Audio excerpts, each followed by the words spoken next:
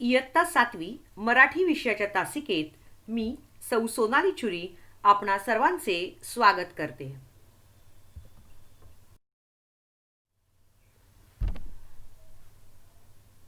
मुलांनो, आजपासून आपले दुसरे सत्र म्हणजे सेकंड टर्म सुरू होत आहे.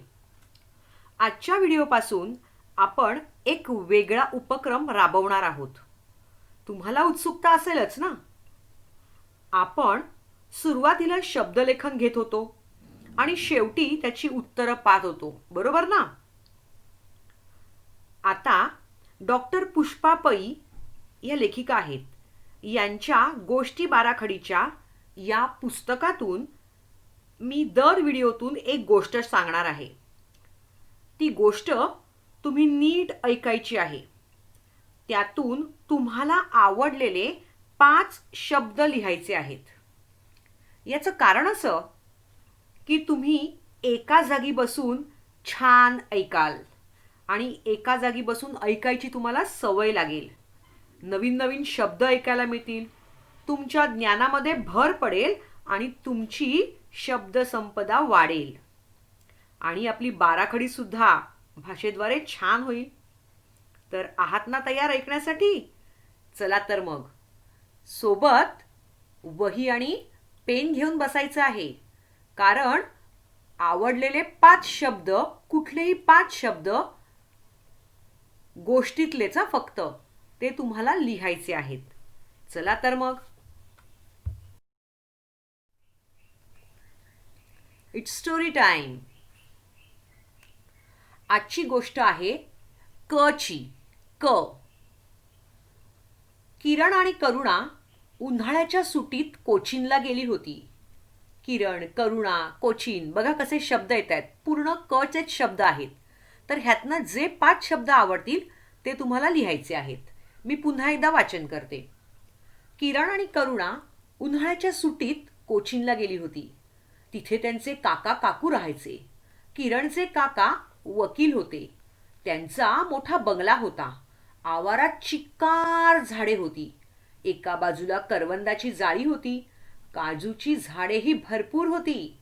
काका दुपारच्या वेळेस कचेरीत जायचे. काकू वामकुक्षीला जायची. वामकुक्षीला म्हणजे झोपायची.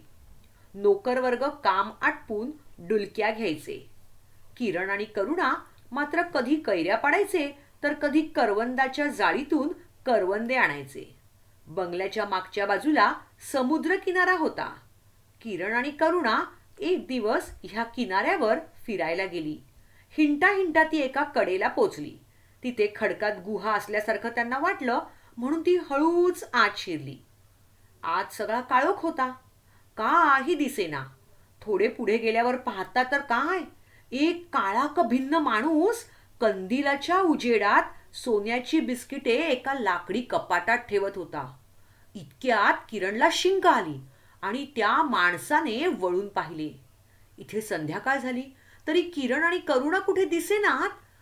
अजून कशी नाही आली ती, म्हणून काकू काळजी करायला लागल्या. शोधाशोध सुरू झाली.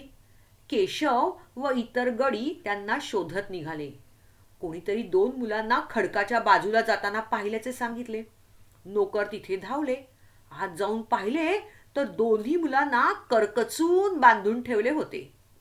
त्यांनी मुलांच्या दोऱ्या सोडल्या. त्यांना मोकळे केले. नोकरांना पाहून मुलांना रडूच कोसळले. केशव गडी त्यांना घरी घेऊन आला. काकांनी पोलिसात ही बातमी कळवली. त्या गुहेत समुद्री डाकू चोरून आणलेला माल काही काळ लपवून ठेवायचे. पोलिसांनी त्या गुहेवर छापा टाकून अगोदर सगळा माल जप्त केला व तिथे दबा धरून डाकूच्या परतण्याची वाट पाहत बसले. काळोख सरता सरता पहाटे डाकू गुहेत परतला. पोलिसांनी कौशल्याने त्याला पकडून बेड्या ठोकल्या. अशा तऱ्हेने किरण आणि करुणामुळे त्या समुद्री डाकूला पकडण्यात यश आले. म्हणून सर्वांनी त्या दोघांचे कौतुक केले. मुलांनो, तुम्हाला ही क ची कथा फारच आवडली असेल. आता वेळ न दवडता पटकन शब्दलेखन करायचं आहे.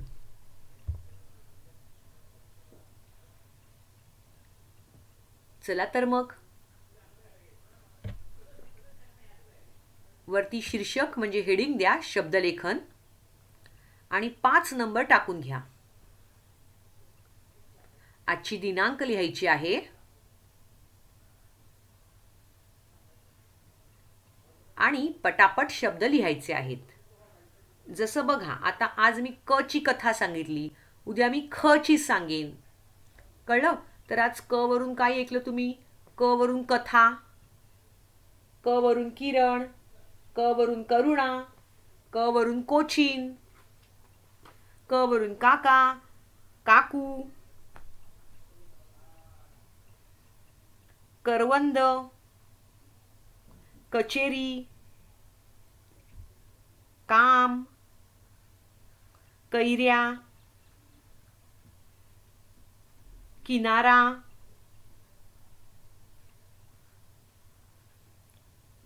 कडेला, काळोख, काळाकभिन्न, कंदील, कपाट,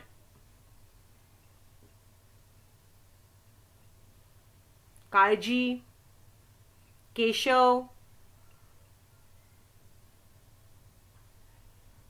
करकचून, कोसळले, काही, काळ,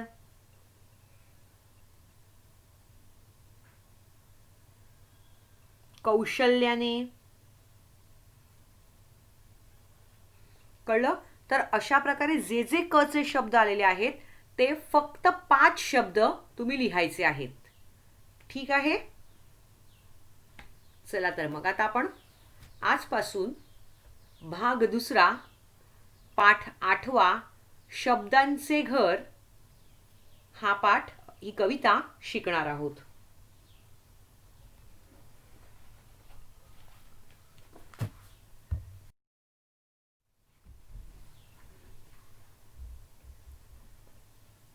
हे जे चित्र दिसतंय हे कवी कल्याण इनामदार आहेत. भाग 2 मधली कविता 8वी जी आहे, शब्दांचे घर, ह्या कवितेचे हे कल्याण इनामदार हे कवी आहेत.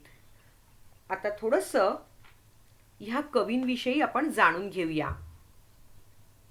मराठी साहित्य मंडळातील एक सुप्रसिद्ध नाव म्हणजे कवी व लेखक कल्याण इनामदार होय. तसेच ते सुप्रसिद्ध मराठी लेखक व मुलांचे कवी म्हणून ज्ञात आहेत. 2008 सालचा MSPचा बालकविता वाङ्मयासाठीचा पुरस्कार त्यांना मिळालेला आहे. 5 दशकांच्या साहित्यिक कारकिर्दीमध्ये अनेक राज्य व राष्ट्रीय पुरस्कारांनी त्यांना सन्मानित केले गेले आहे. मुलांच्या कवितांचे 5 संग्रह प्रसिद्ध आहेत. मुलांनो, आपण एकमेकांशी जेव्हा बोलतो त्यावेळेला भाषेचं माध्यम वापरत असतो. ही भाषा जी आहे ही तयार होते ही शब्दांमुळे. अशाच या शब्दांचं वावरणं आपल्याला कवी कल्याण इनामदार यांच्या शब्दांचे घर या कवितेमध्ये पाहायला मिळते. लहान मुलांसाठी या कवींनी लिहिलेली काही गाणी किंवा कविता आपण त्यांची पुस्तकं पाहू शकता. त्यामध्ये गीतरचना, स्वरूप आणि विकास आहे, हे मोठ्यांसाठीचं आहे. अजब गाणी हे छोट्या मुलांसाठीचं आहे. फुलपाखरांचे शहर हे सुद्धा छोट्या मुलांसाठीचं आहे. बागडणारी गाणी हे सुद्धा छोट्या मुलांसाठीचं आहे. अक्षर गाणी आहे, धमाल गाणी आहे, आगळ्या वेगळ्या कविता आहेत आणि डराव डराव गमती जमती हे सुद्धा त्यांचं एक पुस्तक आहे. तर अशा प्रकारे लहान मुलांसाठी समृद्ध असं लेखन त्यांनी केलेलं आहे.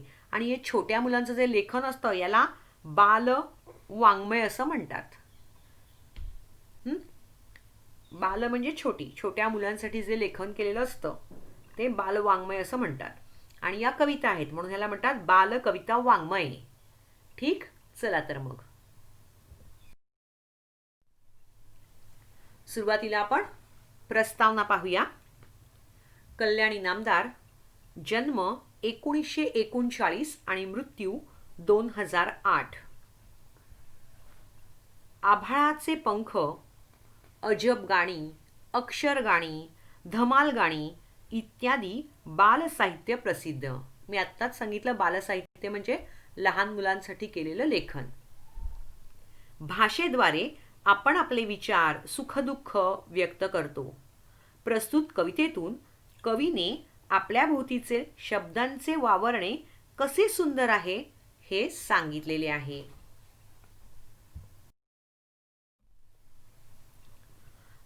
तुमच्याकडे पाठ्यपुस्तक म्हणजेच टेक्स्टबुक असेलच. जर नसेल तर त्यांच्यासाठी मी हे इथे दिलेलं आहे. ही संपूर्ण कविता मी या स्क्रीनवर घेतलेली आहे. चित्र बघा, डावीकडे घर दिलेलं आहे आणि घर हे काय केलेलं आहे तर घर हा शब्द लिहिलेला आहे, बरोबर, आणि वरती चंद्र दाखवलेला आहे जो शब्दांचे असा अनुस्वार सुद्धा आहे. आणि बघा त्या शब्दांच्या घरामध्ये काय काय आहे तर बा भा अशी सगळी अक्षरं तुम्हाला तिथे दिसत आहेत, बरोबर. चला आता आपण एकदा कवितेचं वाचन करूया. माझ्याबरोबर तुम्ही वाचताना तुमच्याकडे टेक्स्टबुक असेल तर त्याच्यावरून बोट फिरवायचं आहे. ठीक आहे, चला. सुंदर सुंदर शब्दांचे सुंदर सुंदर घर, त्यातून काही हळवे हळवे राहत होते स्वर. स्वर म्हणजे वोवल्स. घरात होता काना मात्रा वेलांटीचा मेळ, एकोप्याने खेळायचे सगळे अक्षर खेळ. विरामचिन्हांचीही होती सोबत वरचेवर, सुंदर सुंदर शब्दांचे सुंदर सुंदर घर. एखाद्याची धुसफूस सुद्धा हवी हवीशी छान, प्रत्येकाला अर्थ वेगळा सुखदुःखाचे भान. मधले अंतर कुरवाळाया रेघांचे छप्पर, सुंदर सुंदर शब्दांचे सुंदर सुंदर घर. कानोकानी कुजबुजताना अंकुर मन कोवळा, वाट मोकळी होऊन लागे कवितेचाही लळा. अवतीभवती झिरपत राही गाणे काळजीभर, सुंदर सुंदर शब्दांचे सुंदर सुंदर घर. बघा ह्या शब्दांच्या घरामध्ये आपण काय काय पाहिलं. काना मात्रा आहे, जे काही हवं आहे ते आहे. हां, आता आपण त्याचा अर्थ जाणून घेऊया एक एक कडव्याद्वारे.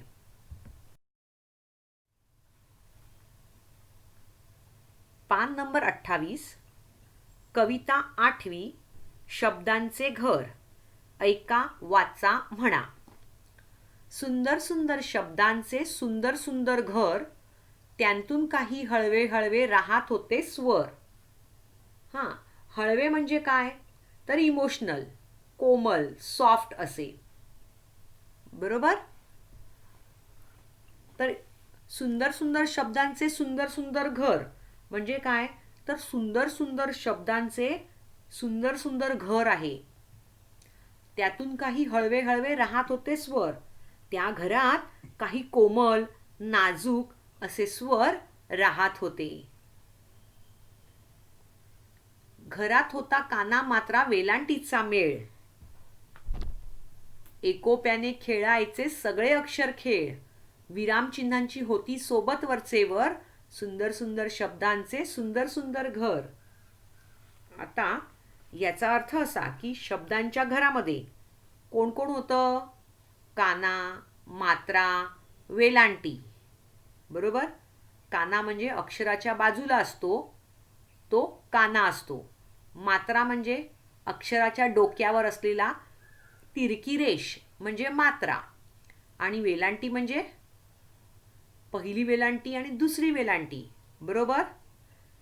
एक काना लावतो अक्षराला पुढे किंवा मागे आणि त्याच्यावर गोल असं आपण हाफ सर्कल करतो, तर ती आहे वेलांटी. ह्यांचा मेळ असतो म्हणजे हे एकत्रीकरणाने एकत्रित असतात. एकजुटीने अक्षरांचा सुंदर खेळ खेळतात.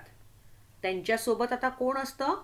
विरामचिन्हांची सोबत वरचेवर म्हणजे ह्या अक्षरांबरोबर कोण असायचं तर विरामचिन्ह सुद्धा असायची. आता विरामचिन्ह म्हणजे काय. वाक्य संपतं तेव्हा आपण काय देतो? पूर्णविराम. हां, मग एकासारखे अनेक शब्द करायचे असेल, जसं माझ्या वर्गामध्ये मीना, सीमा, वैशाली, वैष्णवी ह्या मुली आहेत. मग मी काय करते? मीनानंतर स्वल्पविराम देते, कॉमा देते, बरोबर? हा कॉमा म्हणजे स्वल्पविराम. जर मला काहीतरी म्हणायचं असेल तर आपण म्हणतो टीचर म्हणाल्या, कॉमा म्हणजे स्वल्पविराम. आता टीचर काय म्हणाल्या? तर ते डबल इन्व्हर्टेड कॉमामध्ये म्हणजेच दुहेरी अवतरण चिन्हामध्ये लिहिलं असतं, बरोबर? आणि जे काही टीचर म्हणतात, उद्या मराठीची बुक घेऊन या, बरोबर? मग जिथे वाक्य संपतं तिथे तो डबल इन्व्हर्टेड कॉमा म्हणजे दुहेरी अवतरण चिन्ह आपण बंद करतो आणि वाक्य संपलं म्हणून पूर्णविराम देतो. तर ही सगळी आहेत विरामचिन्ह. किंवा आपण म्हणतो बाप रे, केवढा मोठा हत्ती. मग आपण काय करतो? एक्सक्लेमेशन मार्क देतो, उद्गारवाचक चिन्ह देतो. मग ही सगळी चिन्ह जी आहेत ही काय आहेत? विरामचिन्ह आहेत. म्हणजेच काय? तर ज्या घरामध्ये कानामात्रा वेलांटी आहेत आणि ते सगळे एकोप्याने म्हणजे एकजुटीने राहत आहेत आणि अक्षरांचा सुंदर खेळ खेळत आहेत आणि त्यांच्यासोबत नेहमी कोण असतं? तर विरामचिन्हांचीही होती सोबत वरचेवर, म्हणजे विरामचिन्ह सुद्धा खेळतात. आणि शेवटी लिहिले सुंदर सुंदर शब्दांचे सुंदर सुंदर घर. म्हणजे असे हे सुंदर शब्दांचे सुंदर घर आहे. मला वाटतं हा परिच्छेद तुम्हाला हा स्टांझा कळला असेल. ह्याला कडवं असं म्हणतात, कवितेचं कडवं. हा, चला जाऊया पुढे. एखाद्याची धुसफूस सुद्धा हवी हवीशी छान, प्रत्येकाला अर्थ वेगळा सुखदुःखाचे भान, मधले अंतर कुरवाळाया रेघांचे छप्पर, सुंदर सुंदर शब्दांचे सुंदर सुंदर घर. सुंदर म्हणजे कसे? तर देखणे, ब्युटिफुल. छप्पर म्हणजे काय? तर छत, रूफ. हां. रेघा म्हणजे काय? तर अक्षरावर आपण रेघ देतो की नाही, तर ती रेघ म्हणजे लाईन. हां. आता बघूया. एखाद्याची धुसफूस सुद्धा हवी हवीशी छान, म्हणजे या शब्दांच्या घरामध्ये एखाद्या शब्दाची चिडचिड सुद्धा छान आणि हवी हवीशी वाटते. प्रत्येकाला अर्थ वेगळा सुखदुःखाचे भान. प्रत्येक शब्दाचा वेगळा अर्थ असूनही एकमेकांच्या सुखदुःखांची जाणीव आहे.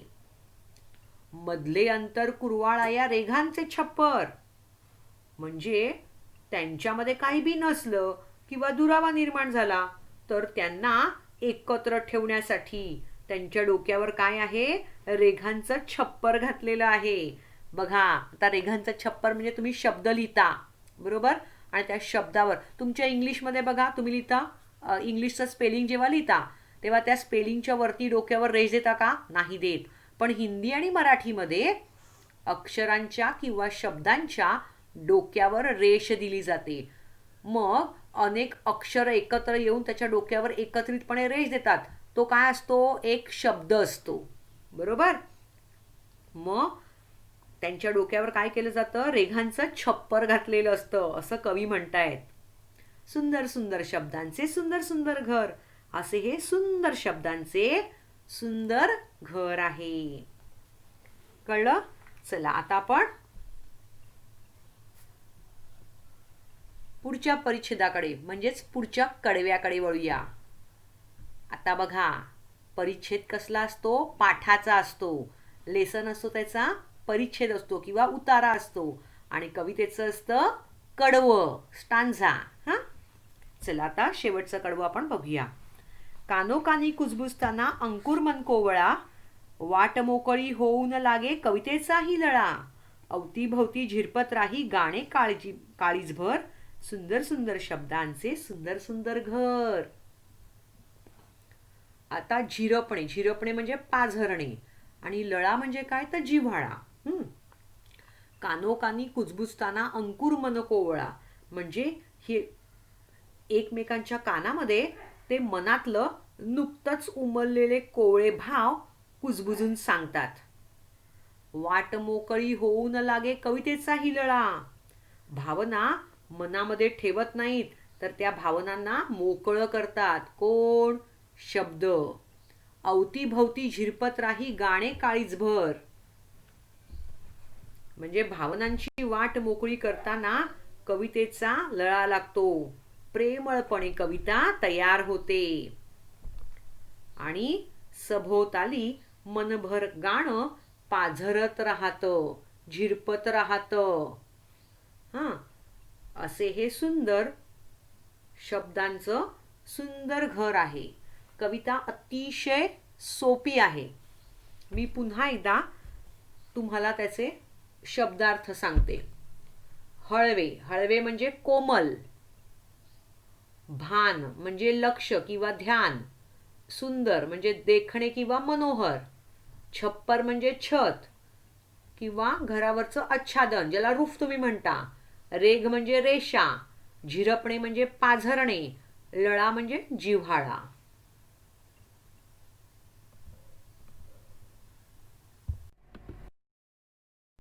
मुलांनो, कवितेत आलेले वाक्प्रचार आता आपण पाहूया. पहिला आहे मेळ असणे. मेळ असणे म्हणजे एकत्र असणे.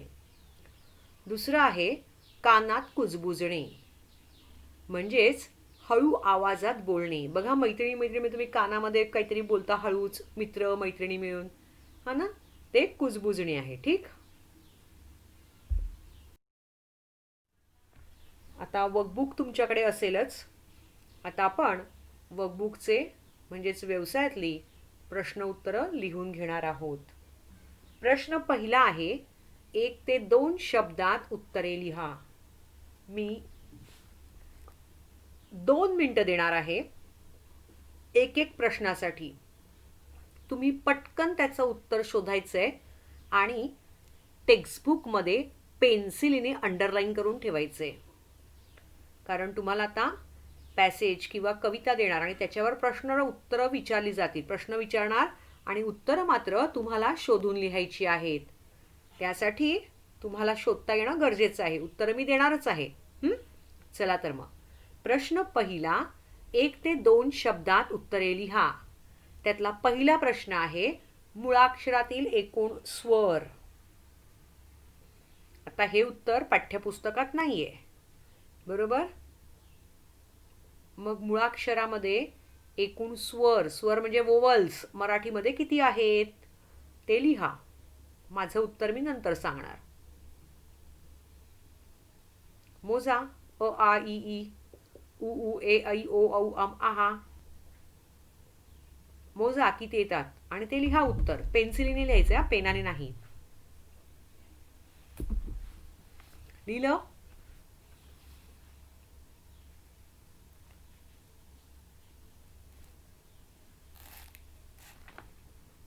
दुसरा प्रश्न आहे, शब्दांच्या घरात राहणारे. आता बघा, कविता तुमच्या समोर आहे. शब्दांच्या घरात कोण राहतं? बघा, सुंदर सुंदर शब्दांचे सुंदर सुंदर घर, त्यातून काही हळवे हळवे राहत होते स्वर. मग शब्दांच्या घरात राहणारे कोण? स्वर. कळलं कसं उत्तर शोधायचं? तिसरा प्रश्न आहे, घरात एकोप्याने खेळणारे. आता घरात एकोप्याने कोण खेळणारे? चला कविता वाचूया आपण. घरात होता काना मात्रा वेलांटीचा मेळ, एकोप्याने खेळायचे सगळे अक्षर खेळ. मग घरात एकोप्याने खेळणारे कोण? तर काना मात्रा वेलांटी. कळलं? चौथा प्रश्न आहे, अवतीभवती झिरपणारे. कोण आहे बरं? बघा, कुठे झिरपणारा हा शब्द आहे का? बघा बघा, आहे, मिळाला. सेकंड लास्ट लाईन बघा तुमची. त्या सेकंड लास्ट लाईन मध्ये लिहिलंय, अवतीभवती झिरपत राही गाणे काळीजभर. मग अवतीभवती झिरपणारे कोण? गाणे. कळलं?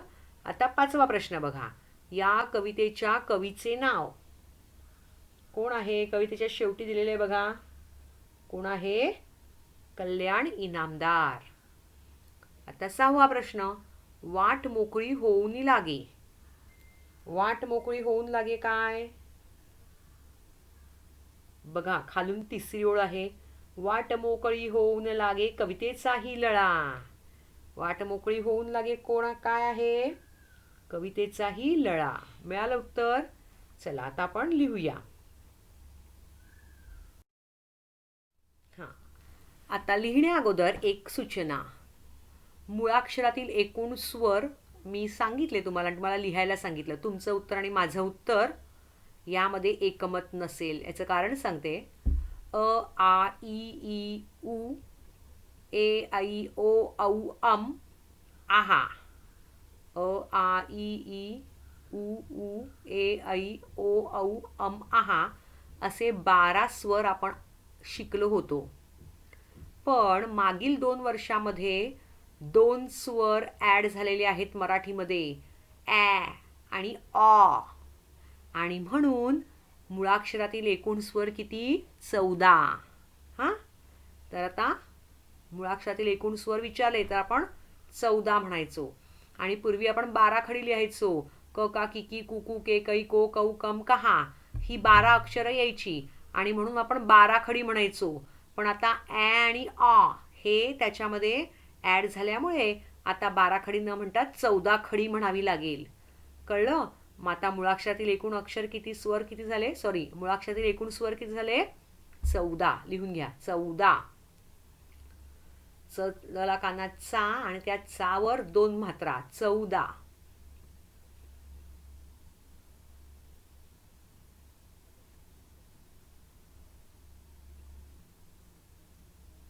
झालं? आता दुसरा प्रश्न. शब्दांच्या घरात राहणारे कोण? हळवे स्वर. लिहून घ्या न चुकता. हळवे स्वर. 2 शब्द आहेत म्हणून 2 वेगवेगळे लिहायचे.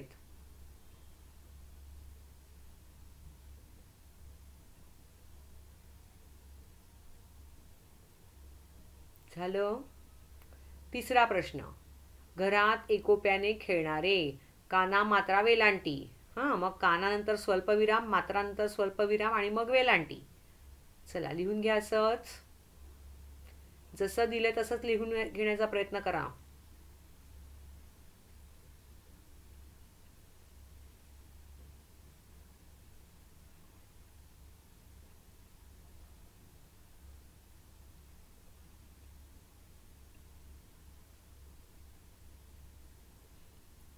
जाऊया पुढे.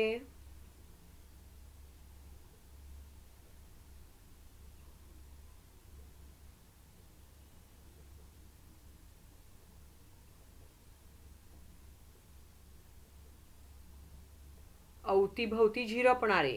कोण? गाणे. लिहा.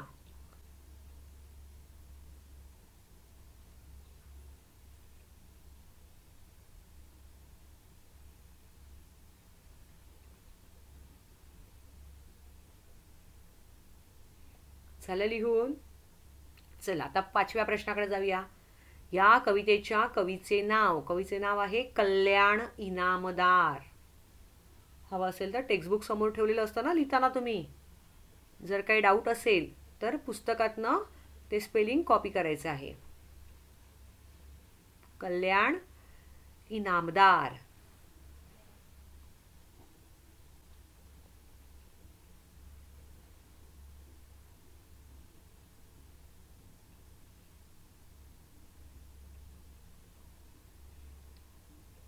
झालं लिहून? आता 6वा प्रश्न पाहूया. वाट मोकळी होऊन लागे. उत्तर आहे कवितेचाही लळा. 2 वेगळे शब्द आहेत, कवितेचाही आणि लळा. लिहून घ्या.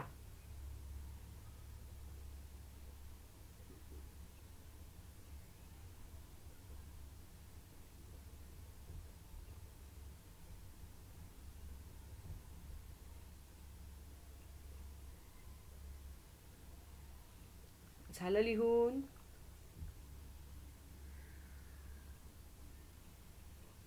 चला आता आपण इकडेच थांबूया.